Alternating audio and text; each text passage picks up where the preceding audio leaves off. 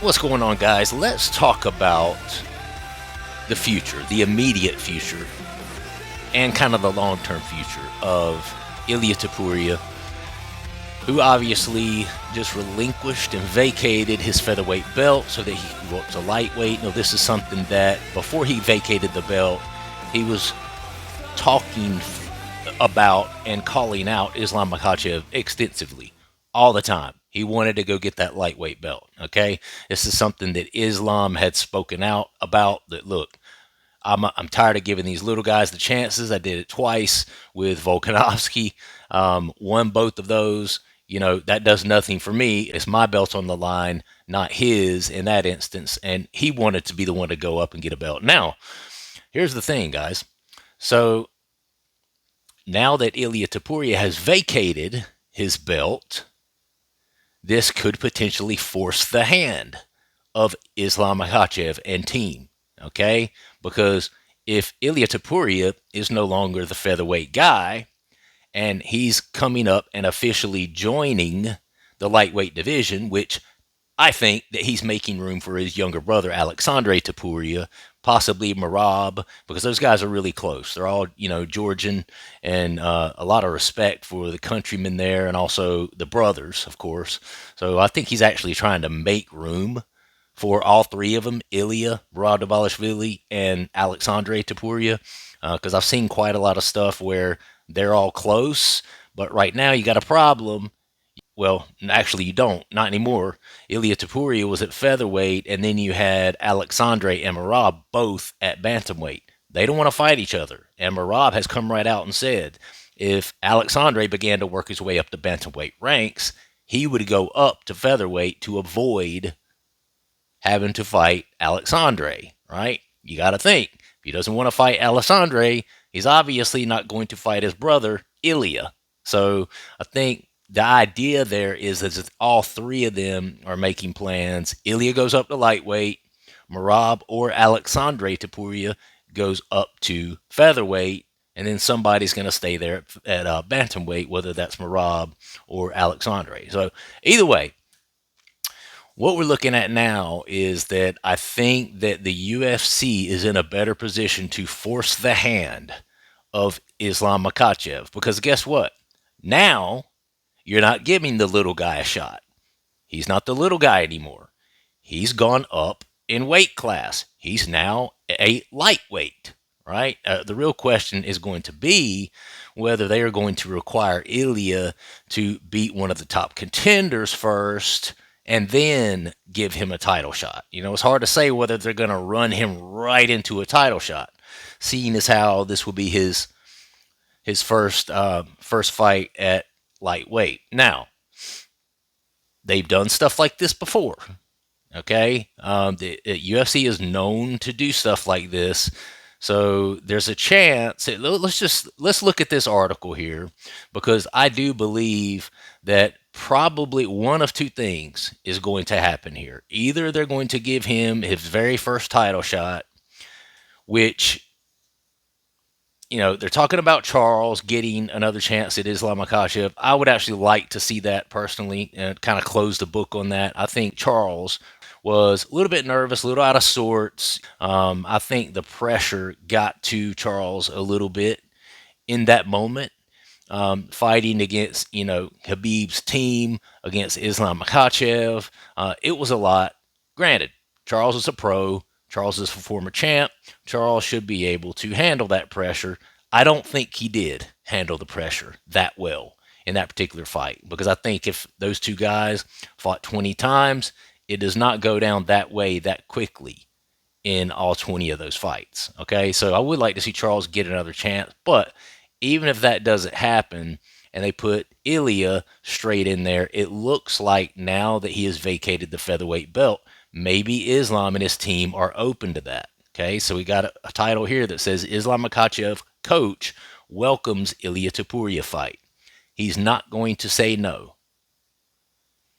So he's saying that Islam is not going to say no to that fight. Islam Makhachev versus Ilia Topuria is not official, but if that contract comes Makhachev's way, His team is ready to sign on the dotted line.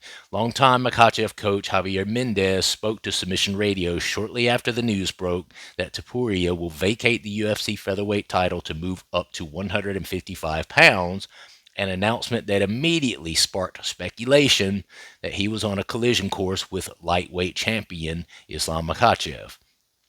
While announcing a vacant featherweight title fight between Alexander Volkanovski and Diego Lopez for UFC 314, UFC CEO Dana White added that Topuria no longer plans to make the cut to 145 pounds.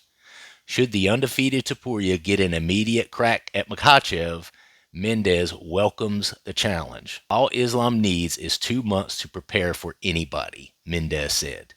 He's not going to care who he fights. You make 155, we all have the same attitude. We fight. You pay us. This is who you are offering. He's not going to say no. If that's who they offer, that's who's been worked out as who's on the table for Islam. That's what Islam's going to do. That's just the way he is. He's a true warrior. He's not somebody that's going to say, no, no, no, give me somebody else.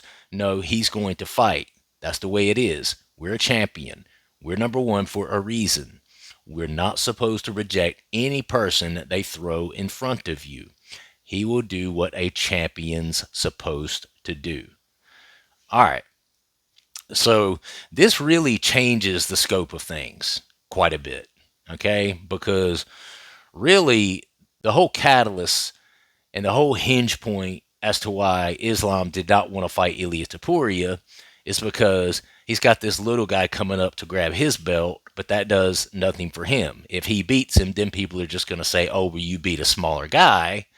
And that does not give him a second belt, which is what he's ultimately wanting. Okay. And he's talked about that quite a bit. All right. Now, as far as Islam, I do believe that I don't know if this is something that Ilia talked over with the UFC prior to making this choice. And it could be that he spoke with the UFC. The UFC, like the UFC basically said, no, Islam doesn't want to give the featherweight, a featherweight title holder a chance to come up and get the belt. Again, the best way for you to get that fight is to go ahead and vacate the featherweight belt, come up to lightweight, and then at that point, you're a lightweight contender. You're a lightweight challenger wherever they land you in the ranks, which has to be pretty damn good. 16-0, never lost, beat Alexander Volkanovski, who went up and had 2 fights with Islam prior. Okay, you beat Max Holloway. Max Holloway has also had 3 fights with Alexander Volkanovski. So you have to think that they're going to put him pretty high up there. All right. The question is whether they're going to slide him right into a title shot. Listen, I don't think anybody will complain, if I'm being honest with you. Even a lot of the lightweights, when you got a guy that's 16-0 like that and has made the sort of solid impact that he has made since he's been in the UFC, I mean, he's just beeline straight to the top, And I mean, there's been no one to do that since Conor. And I know that's crazy to say because now people see Conor as this, aged out cokehead, which he kind of is. But, at that time, he was the first to ever just come in guns a-blazing and prophesy everything that he was going to do and then do it. He was the first to ever do that. Well, now we have a second guy that's doing that, and his name is Ilia Topuria. Now, for me, I think that the fair thing to do, and I know life's not fair. The UFC doesn't give a shit about what fair is, okay? Whatever makes the most money is what's fair to them, and what's going to make the most money is what fans want to see the most, okay? Because fans are the one that buy these pay-per-views. Fans are the ones that go to these events, okay? So it's going to be all about what the fans really want to see. But I think what would be the most fair is to give Ilia Topuria Dustin Poirier. Now, this is a hot take because some people say, oh, Dustin Poirier's lost quite a few. While Dustin Poirier wouldn't want to do that, it's his last fight. legends only. Now, listen, if you're a legend slayer, like you've gone in and you've slayed Alexander Volkanovski, who is a legend, you've gone in and you've slayed Max Holloway, who is also a legend in the sport, that immediately makes you a legend. You become a legend in there's multiple ways to become a legend. Beating guys who the people and pundits of the sport consider to be some of the greatest, little bit over time, or you can go in and you can take guys who have just been the top dogs, like Alexander Volkanovski was in the featherweight division, and you knock that guy out. That immediately kind of gives you a legend status, right? Because even if he's a legend, okay? Just based on finishing Alexander Volkanovski and Max Holloway, he's a legend now, okay? So as far as Dustin Poirier is concerned, a lot of people think, no, he wouldn't want that. You know, why would Dustin want that for his last fight? He doesn't want that's too much of a challenge.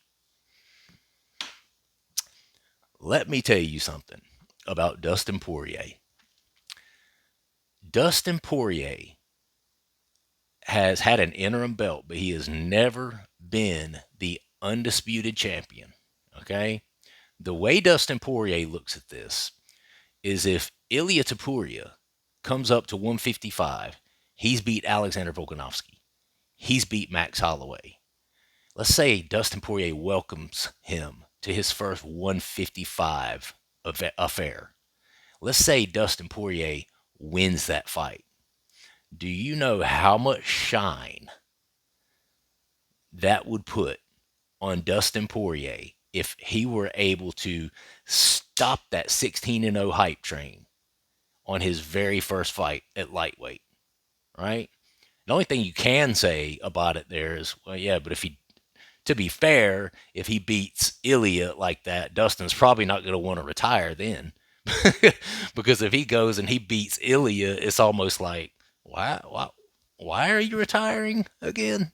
I mean, you're still obviously the top of the heap, So I can see that being you know, kind of a pinch point there. Like, Dustin would like that fight because what it would do for his legacy, as far as as he steps out the door.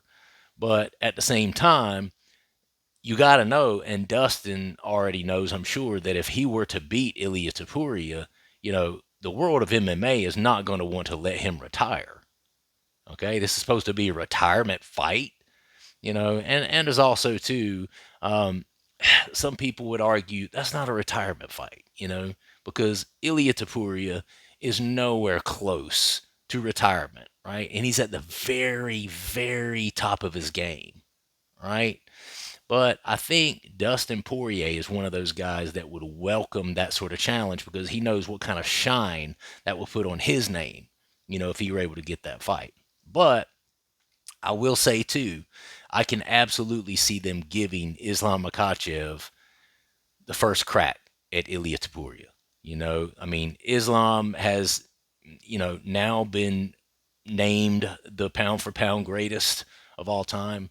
And then you have Ilia Topuria, 16 and 0, knocked out two legends of the sport. It's almost fate. It's almost a sense of destiny that the pound for pound greatest would welcome Ilia Topuria, you know? So I can see from a perspective of the most perfect scenario ever. I can see that being just put him right in the title shot, bro. Just wedge him right in there. I don't think anybody would really complain about that. Um, God, man, I gotta tell you, bro. After seeing Alexandre Topuria, Ilia's older brother, suplex a guy in the octagon the other night, I kind of thought to myself, like, yeah, I don't think Ilia is really concerned about the grappling of Islam Makhachev. I believe that. I believe that. And then if you look stylistically on the feet, now Islam's great, man. Islam's great, but I don't think anyone in the UFC right now has, the boxing ability of Ilia Topuria. I think he's shown to be one of the most technical boxers, one of the most technical guys with his hands in in the UFC. I mean, in any weight class, bar none. So that's a fight that excites me, man. And one of the reasons that excites me is because if Ilia Topuria, I love to see people achieve greatness, you know, and I love to see people go and do things that have never been done before. And if Ilia Topuria were to go up to lightweight, get an immediate title shot with Islam Makhachev, and then beat the best pound for pound 155er ever in existence, I mean, that cements his name's already cemented, in the history books of one of the best MMA fighters ever. Imagine if that 16 and 0 legend slayer goes up and slays the pound for pound legend at lightweight. There's really no terminology to describe how huge that would be for Ilia Topuria. Freaking massive, man. Freaking massive. And, to be fair, if they did give him Dustin Poirier, let's just say, I'm trying to look at all different angles here because I don't know exactly what they're going to do with it. I would not be surprised, especially since he vacated the featherweight title and now he's just a lightweight contender, right? I wouldn't be surprised to see him get an immediate title shot. But if they didn't, let's say they give him Dustin Poirier for his first fight, welcome me fight in the lightweight division, and then he beats Dustin Poirier, especially if it's in spectacular fashion, like he did Max Holloway, like he did Alexander Volkanovski. If it's some sort of finish, hell, I mean, that still elevates. That elevates him in a big way. I mean, it's been very far few in between times that Dustin Poirier has ever been finished. You know, at 145, he got finished by Conor McGregor. There was a fluke finish by Michael Johnson several years back. So long ago, people just don't even really remember it, right? And then, of course, for the BMF belt, he got the head kick finish from Justin Gagey, which was it's kind of a one-off. It's one of those things where Dustin Poirier just doesn't. He is not a guy to be known to get finished. He's just not. You know, and if Ilia Topuria were able to finish Dustin Poirier, then I think that's one of those where, especially since Dustin, was one of Islam's most recent title challenges as well. It's gotta be someone way up there for Ilia. It can't be no scrub, man. Can't be a can. It's gonna have to be someone at least Dustin Poirier or higher. Dustin Poirier or better. It's got to be. I would love to see that fight, man, because Dustin Poirier also is a really, really good boxer. He's also southpaw.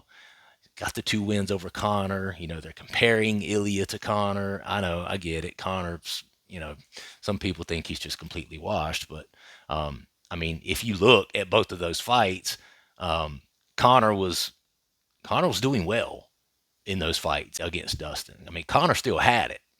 Conor, I think, had just lost an edge on his octagon grit and toughness. I think that's what he had lost when he went in that fight against Dustin because skill for skill, speed for speed, strike for strike. I mean, he was still, Conor was landing some shots on Dustin. But anyway, anyway, what do you guys think? You think they're going to give him Islam Makhachev first, or do you think he should get another lightweight? For me, if it's not Islam, it should be Dustin. That's what I think.